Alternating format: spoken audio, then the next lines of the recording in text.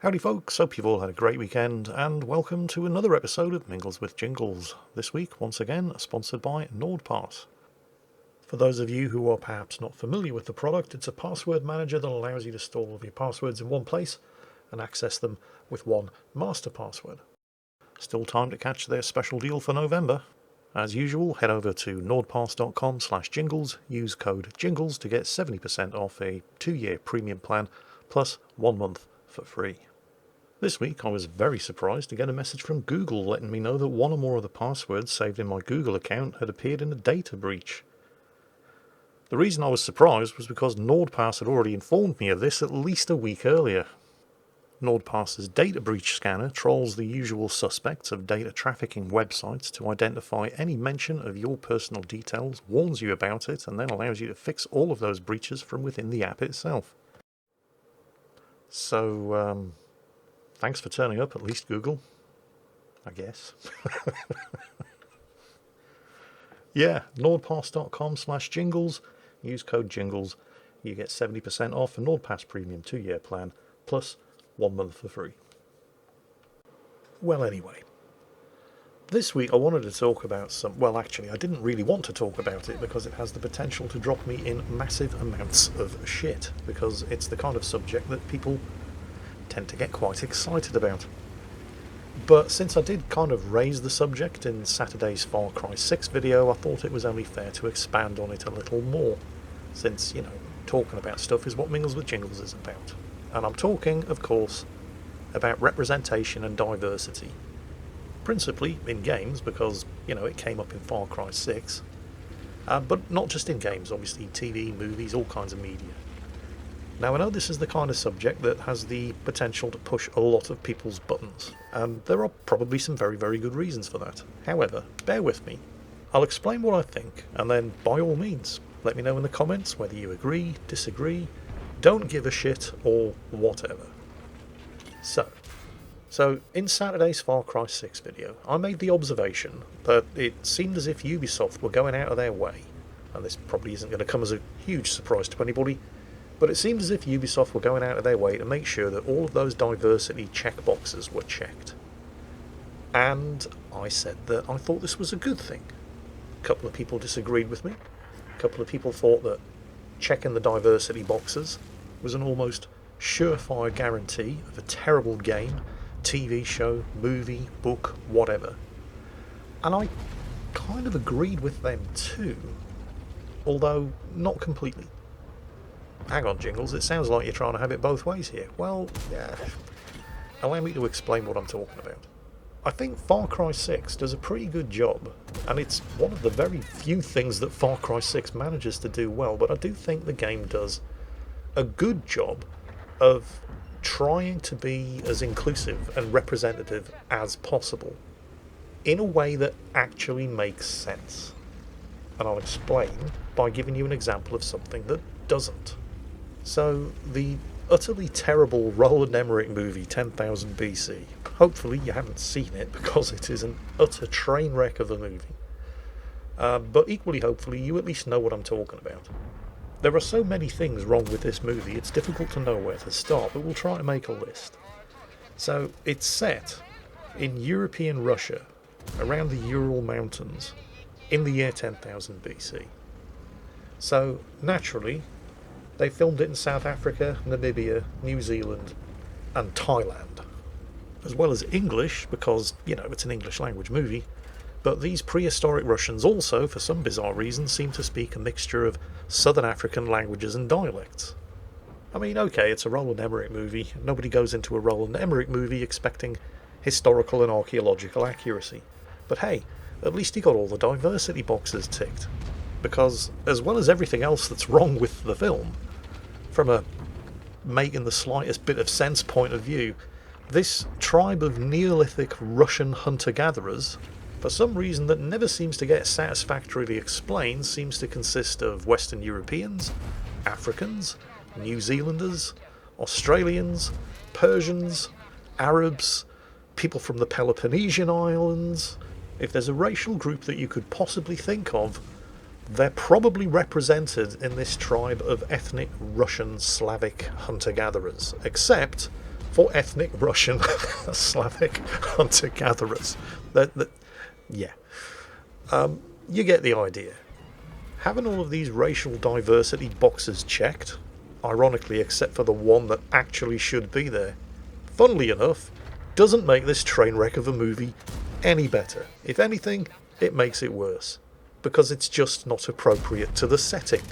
Now, working so hard to try to get all of those racial diversity boxes checked is not what made 10,000 Years BC a bad movie. Checking all of those boxes without caring that it made the slightest bit of sense is just one of the many things that made 10,000 Years BC a bad movie. Ticking the boxes does not necessarily mean you're going to have a bad product, whether that's a movie, a TV show, a book, a game, whatever. Bad TV shows, books, movies and games existed long before people started getting so excited about race and gender politics. And there are plenty of people out there who quite justifiably absolutely despise it when a filmmaker or a writer or a game developer seems to want to get those boxes checked just for the sake of it, at the expense of actually trying to make something good, because they seem to think it gives them a free pass as long as they've got all the inclusion boxes checked and they don't have to worry about the script, the direction, the casting, the lighting, the effects, everything else that you have to do to make something that's actually good. And I agree, but you can check all of those boxes without making such a big deal of it and making that the sole focus, because people being different shouldn't be a big deal. The fact that there are a lot of projects out there, whether they be movies, TV shows, games, whatever, where the differences between the people seem to be the only thing that they actually care about getting right and making a big deal of, that is the problem. Every possible difference that you can think of between any two groups of people, whether that be how they identify sexually, whatever they think their gender is, the colour of their skin, the language they speak, whatever god they worship, if they even worship any kind of god at all, none of that should make any difference. The fact that people continue to make a big deal out of it, that is the problem, not the differences themselves. The differences themselves should not matter. And until we live in a world where the differences do not matter, we are unfortunately going to have to continue arguing about pointless shit like this. Ironically, Ubisoft and other companies like Activision Blizzard, while they're very keen to talk the talk about inclusion, diversity and representation, have horrific track records when it comes to actually practicing what they preach and walking the walk. In particular, the way that they treat any of their employees that aren't straight white males. And yet, at the same time, Far Cry 6, this is one of the very few things that I honestly think Far Cry 6 gets 100% absolutely right. Because while the game does go out of its way to check as many of those inclusivity boxes as it possibly can, it does it in a way that makes sense, and it doesn't make a big deal about it. I mean, at times, when you're playing Far Cry 6, it can feel like you're playing a game of Spot the White Man. There is actually one white man in Far Cry 6, and yes, he is a villain. But it makes sense, because the island of Yara, on which the game is set, is a Caribbean island with a population that's all either Hispanic or African. And it's been under blockade since 1967. So it's not going to have a population that represents every single racial group in the world. The ones that should be there, though, are there.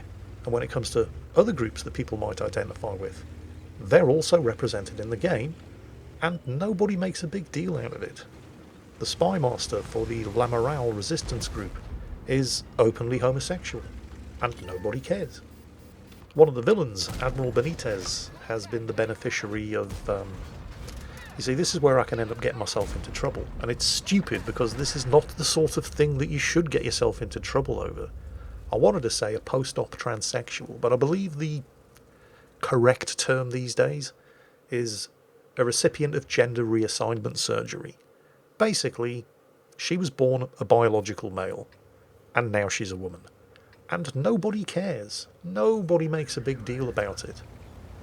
Now, I don't know if this is especially realistic, given the macho nature of a lot of Hispanic cultures. But it's the way it should be. And while Ubisoft got so many things horribly and unintentionally hilariously wrong with Far Cry 6, I do have to give them at least credit for this much. Because the way that they've tackled the whole diversity issue in Far Cry 6 is absolutely 100% spot on.